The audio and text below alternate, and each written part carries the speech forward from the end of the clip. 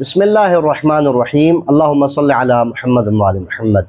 آج ہم بات کرنا چاہتے ہیں سورہ مبارکہ اخلاص، سورہ مبارکہ توحید کے عنوان پر، یعنی قل هو اللہ احد۔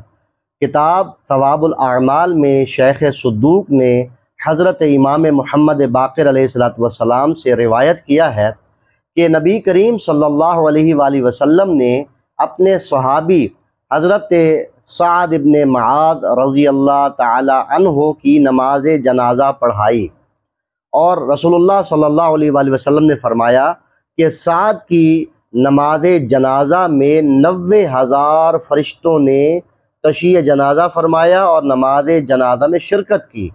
تو رسول اللہ صلی اللہ علیہ وآلہ وسلم نے حضرت جبرائیل جو سید الملائکہ ہیں، سردار ملائکہ ہیں، ان سے سوال کیا کہ اے جبرائیل، کیا وجہ ہے کہ سعد کے جنازے میں اتنی بڑی تعداد میں کیوں شرکت کی؟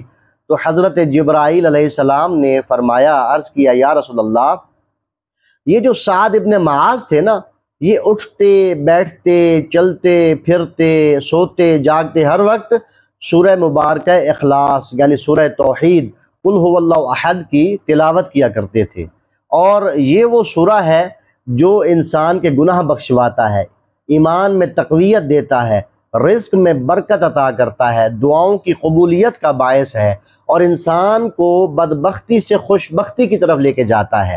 اور مولا امیر المومنین علی بن ابی طالب علیہ السلام کو نماز میں اس سورہ کی تلاوت از حد پسند تھی۔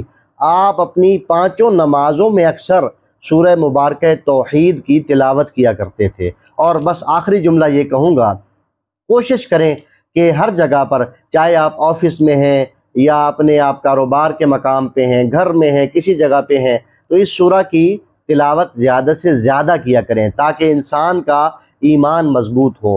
اور کوشش کریں کہ جب آپ کا بچہ بولنے لائق ہو جائے تو اسے 2 سورے فی الفور یاد کروا دیں، ایک سورہ مبارکہ کوثر اور ایک سورہ مبارکہ توحید۔ جب آپ اپنے بچوں کو یہ یاد کروا دیں گے تو انشاءاللہ آپ کا بچہ باادب بھی ہوگا، صاحب ایمان بھی ہوگا اور خوش بخت بھی ہوگا۔ اللہ کریم ہمیں عمل کی توفیق اور سعادت عطا فرمائے۔ اللہم صلی علی محمد و علی محمد۔